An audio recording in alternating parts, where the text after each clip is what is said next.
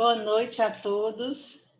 Meu nome é Vilena Figueiredo e eu vou falar sobre fibromialgia e depressão, compreensões sob o olhar da fisioterapia. A fibromialgia é uma síndrome dolorosa musculoesquelética crônica. Atinge 1 a 2% da população geral, 3,9% são mulheres, numa proporção de 8, 9 mulheres para um homem. E o diagnóstico geralmente é feito na faixa etária entre 35, 50, 35, 55 anos. No Brasil, cerca de 3%, 6 milhões das pessoas têm fibromialgia, que é uma condição não inflamatória, uma síndrome não inflamatória, como eu já falei, que causa dor difusa pelo corpo, fadiga crônica, distúrbios do sono e do humor, dentre outros sintomas, com sensibilidade exacerbada à palpação das bandas, regiões dolorosas, que são os tender points. Na fisiopatogenia da fibromialgia, temos fatores periféricos, com percepção dolorosa difusa e persistente, mesmo na ausência do estímulo nocivo periférico. Essa aferência persistente é processada no nível talâmico e na região pré-frontal. Como fatores de modulação central, a alteração em mecanismo central de controle da dor, pode ser secundária à disfunção de neurotransmissores, como a serotonina, que fica diminuída, a noradrenalina e outros neurotransmissores inibitórios, e hiperatividade de neurotransmissores excitatórios, como a substância P, que fica aumentada, a encefalina, bradicinina e outros. Dentre os fatores de modulação central, temos também uma diminuição do fluxo sanguíneo cerebral no tálamo, núcleo caudado, regiões pré-frontais. A serotonina é vasodilatadora e a substância P é vasoconstritora.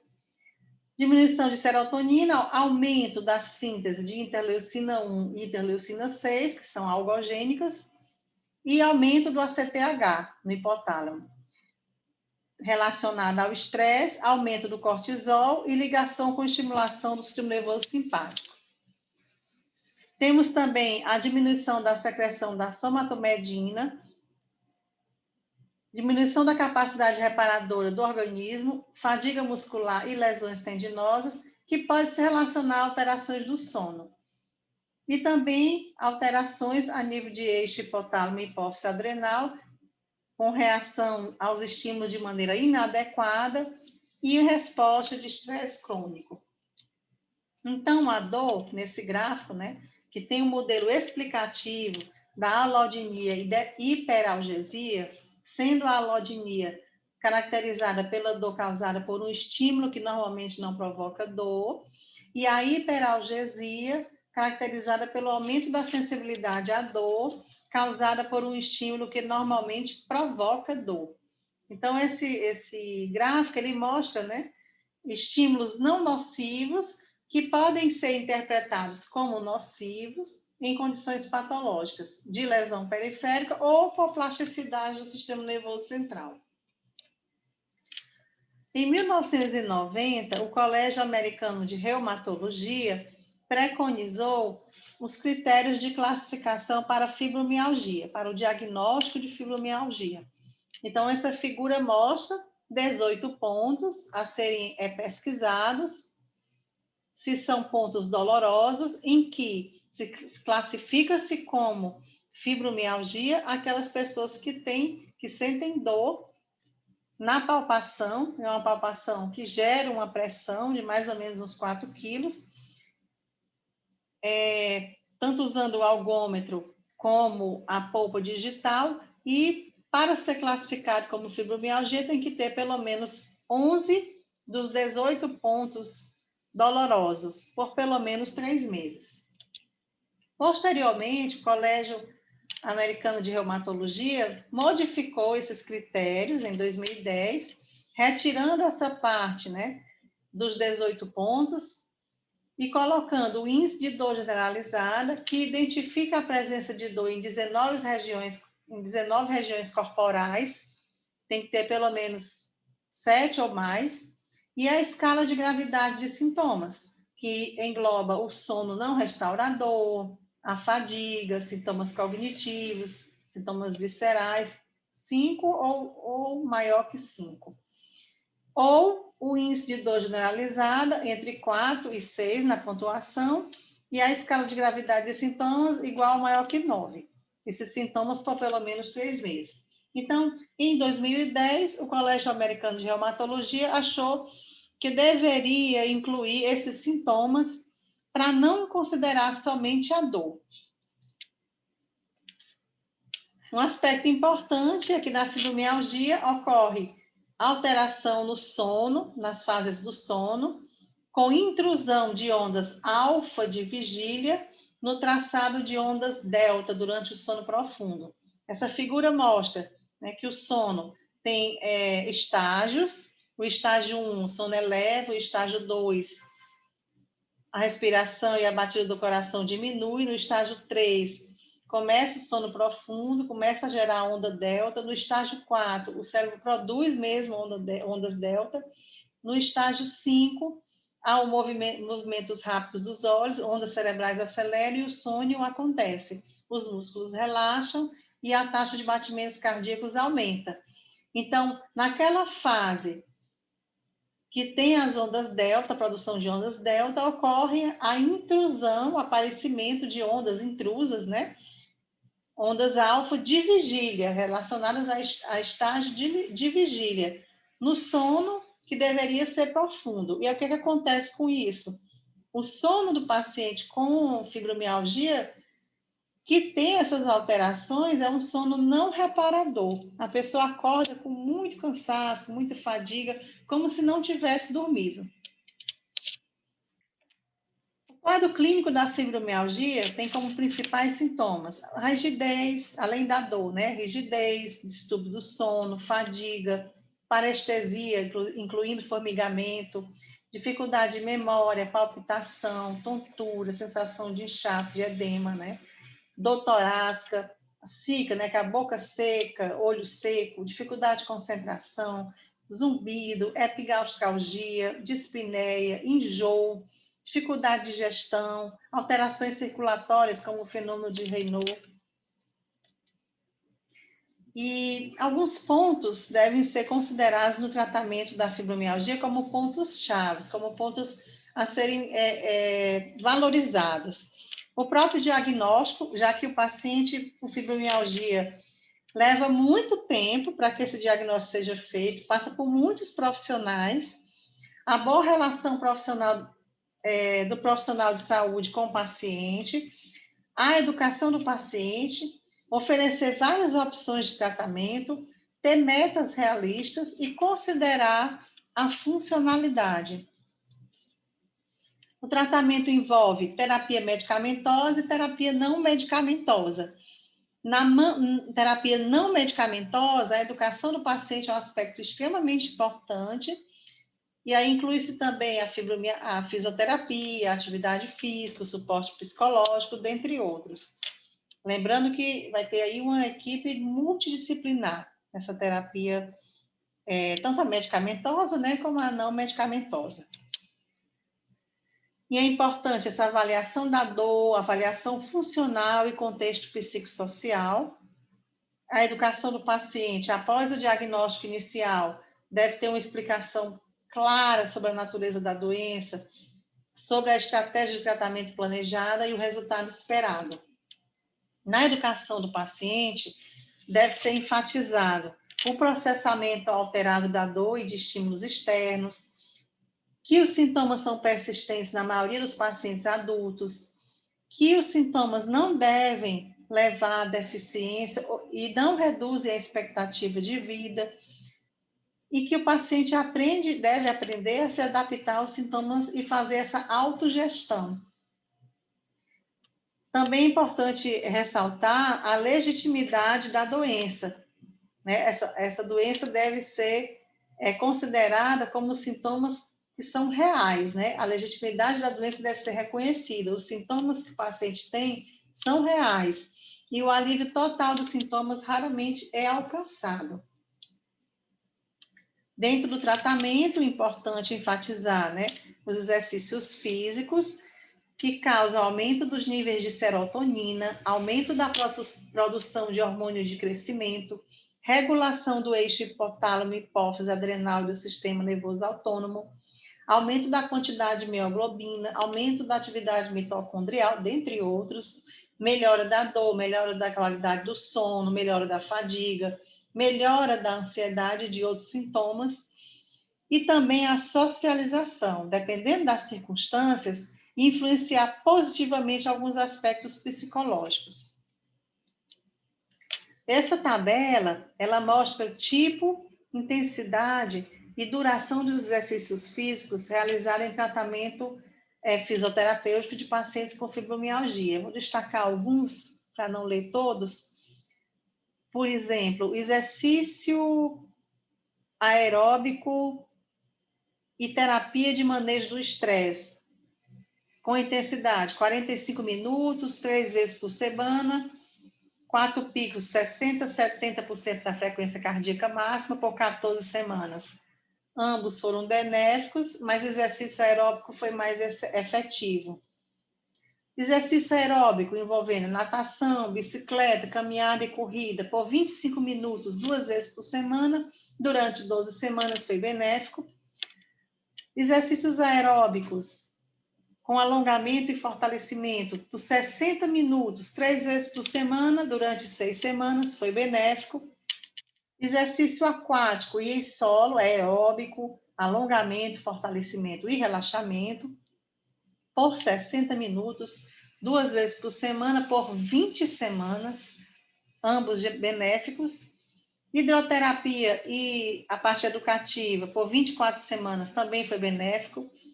Exercícios de endurance de baixa intensidade, são exercícios de resistência, por 20 semanas foi benéfico. Treinamento de força, 2 vezes por semana, por 21 semanas, benéfico. Alongamentos, 1 vez por semana, por 6 semanas, benéficos. Então, para vocês terem uma ideia, da quantidade, dos tipos, de intensidades diferentes de exercícios que podem proporcionar alívio dos sintomas em pacientes com fibromialgia. Também tem outros recursos fisioterapêuticos utilizados no tratamento da fibromialgia. Vou destacar alguns aqui nessa tabela, mas existem outros além desses.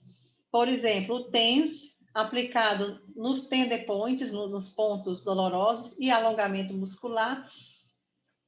Como resultado, aumento do limiar da dor nos tender points e diminuição da dor difusa. Os tender points são aqueles pontos dolorosos. A eletroacupuntura foi eficaz a curto prazo. Terapia manual, melhora da dor, mobilidade e flexibilidade, da fadiga, do sono. A crioterapia, diminuição da dor por cerca de 90 minutos. E aqui eu trouxe um artigo que eu achei bem interessante sobre a relação entre fibromialgia, estresse e depressão. Nesse estudo, que começa definindo o estresse como qualquer desafio que perturba os mecanismos da homeostase natural do corpo, considera-se como qualquer desafio um estressor físico ou um estressor psicológico.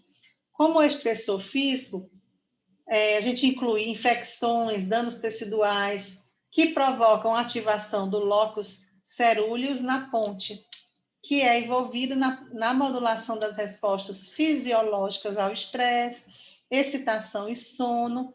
Também se projetam para o hipotálamo, conectando ao eixo hipotálamo, hipófise e adrenal.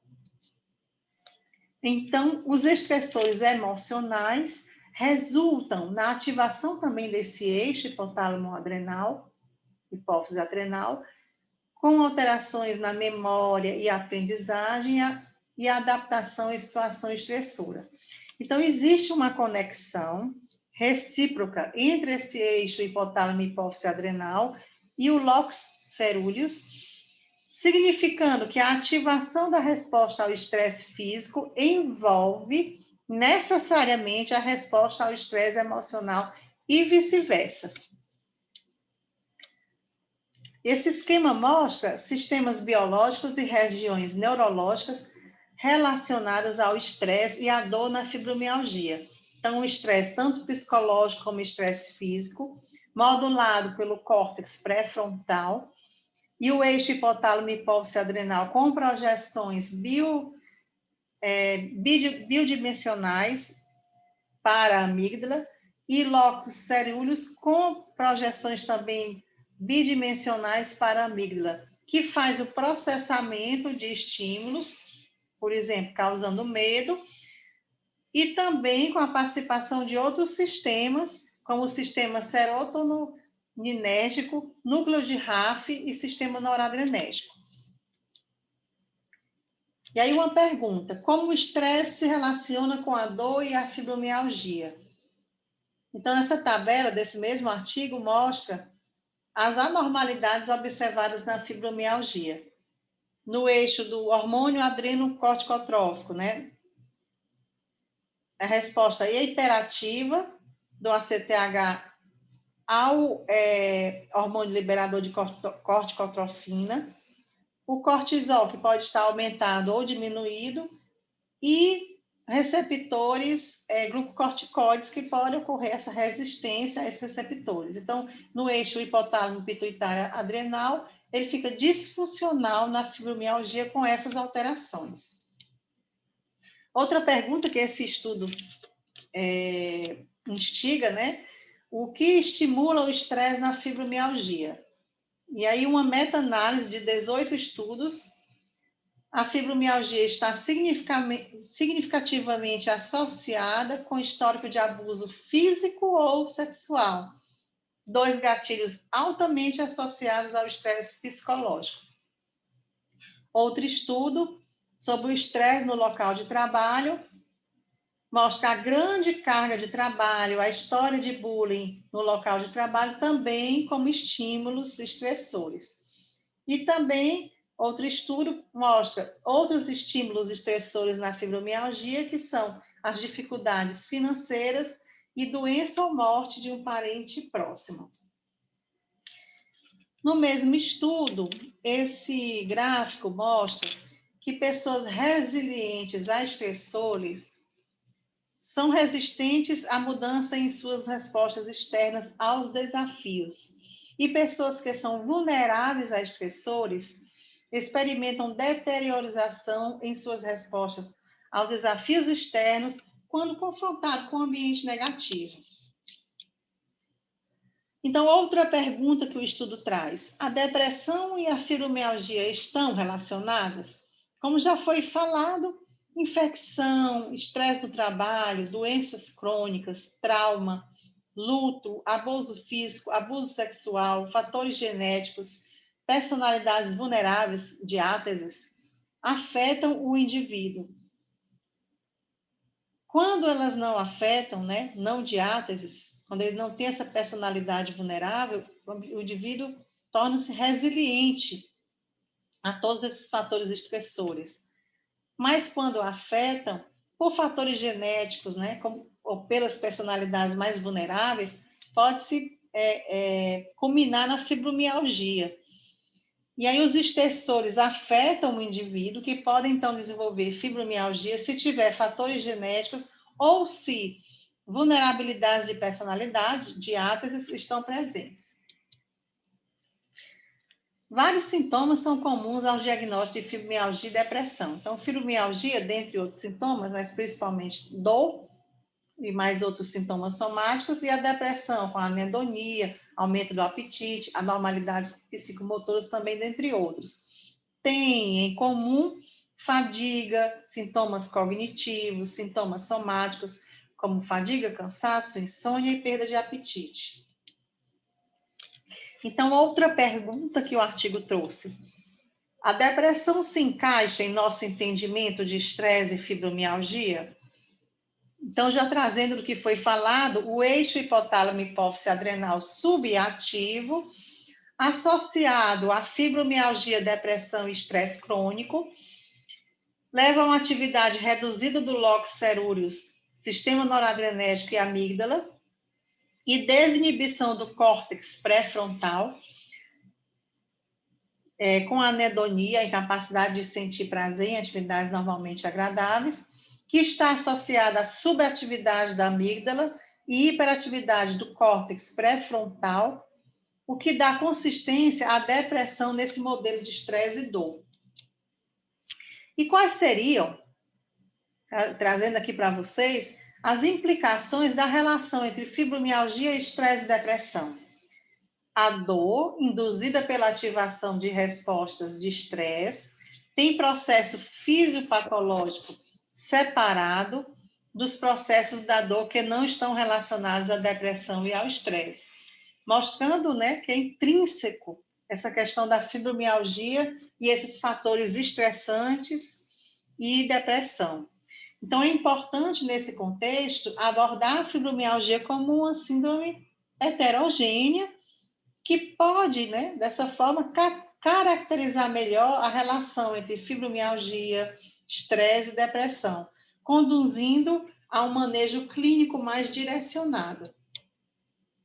E agora eu vou falar do olhar da fisioterapia. O modelo biomédico, o modelo médico, por muito tempo conduziu a fisioterapia, com o entendimento do processo saúde-doença, entendendo saúde como ausência de doença, levando-se em conta aspectos anatômicos, fisiológicos e bioquímicos. Posteriormente, o modelo biopsicossocial veio contribuir com a ampliação desse entendimento de saúde, que sugere uma relação entre fatores sociais, psicológicos e biológicos para explicar as dores, incapacidades e deficiências.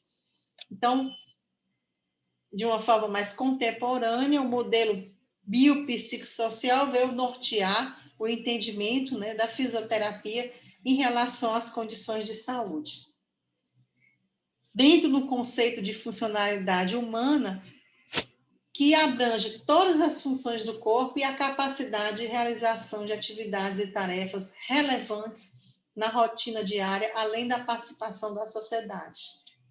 Esse conceito mais atual veio da Organização Mundial de Saúde, que criou a Classificação Internacional de Funcionalidade e Capacidade de Saúde, considerando 6 domínios, que são condição da saúde, funções e estruturas do corpo, atividade e participação, fatores ambientais, fatores pessoais, com uma linguagem padronizada para descrever as condições de saúde e os aspectos relacionados à funcionalidade.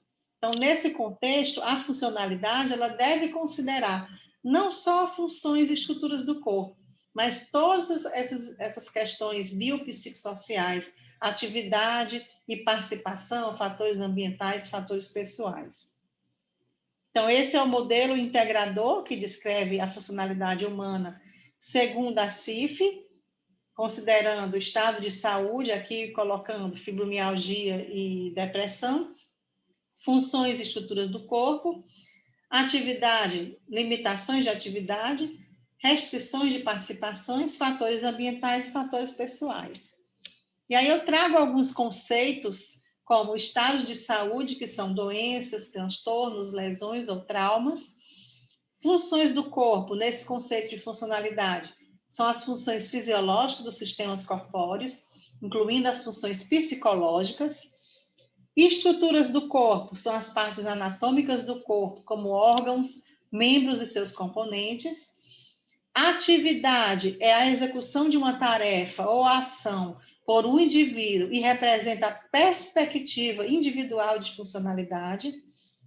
Participação refere-se ao envolvimento de um indivíduo em uma situação de vida e representa a perspectiva social da funcionalidade. Deficiências são perdas ou alterações significantes, por exemplo, nas deformidades de estruturas como as articulações e ou funções, como na redução de amplitude de movimento, redução de fraqueza muscular, presença de dor e fadiga. Limitações de atividades, por exemplo, limitação para andar ou carregar objetos, problemas que o indivíduo pode enfrentar numa situação de vida. Restrições às participações, por exemplo, na vida comunitária e lazer, Fatores ambientais, aspectos físicos, sociais, atitudes no qual as pessoas vivem e conduzem suas vidas. Fatores pessoais, abrangem características que não são parte da condição de saúde, ou seja, idade, raça, forma física, estilos, hábitos de vida, antecedentes sociais. Então, depressão e ansiedade estão associados a uma percepção de maior gravidade de doença e pior incapacidade funcional dentro desse contexto da funcionalidade. A gravidade dos sintomas psiquiátricos pode ser um fator prognóstico potencial para a fibromialgia a ser considerado em intervenções terapêuticas. Dessa forma, a fibromialgia que causa diminuição da funcionalidade, baixa produtividade no trabalho, diminuição da capacidade aeróbica, da força muscular, reforçam o ciclo de dor e fadiga, aumenta as deficiências do indivíduo. Eu trouxe aqui um outro artigo, que é funcionalidade de pacientes com fibromialgia na perspectiva da CIF, ou seja, da Classificação Internacional da Funcionalidade. Nesse estudo, 32 mulheres diagnosticadas com fibromialgia que preencheram a medida de dependência funcional, e essas questões dessas medidas foram codificadas para a CIF, concluíram o estudo encontrando que estavam comprometidos função da memória de resolver problemas, em que ocorre o declínio da função cognitiva da memória, que podem estar relacionados a outros sintomas psicoemocionais, subir escadas, a locomoção em escadas, pode estar relacionada à fadiga ou à intolerância de exercícios experimentados pelos pacientes com fibromialgia. Dessa forma, a fisioterapia como profissão que busca prevenir, promover, recuperar a saúde dos indivíduos, deve atentar a todas as dificuldades apresentadas pelas pessoas com fibromialgia, não somente os aspectos que incluem funções corporais, estrutura e função corporal, mas também atividade e participação, fatores pessoais, fatores ambientais. Deve-se, então, focar na funcionalidade, com aliança terapêutica para que o paciente tenha alta eficácia e adesão ao seu tratamento, tornando-se co-participante desse tratamento e proporcionando um tratamento que privilegie a equipe multidisciplinar. É muito importante que o paciente com fibromialgia seja atendido por uma equipe multidisciplinar. E aí eu concluo com essa frase de Mário Quintana: se eu pudesse, pegava a dor, colocava a dor dentro de um envelope e devolvia ao remetente. Obrigada.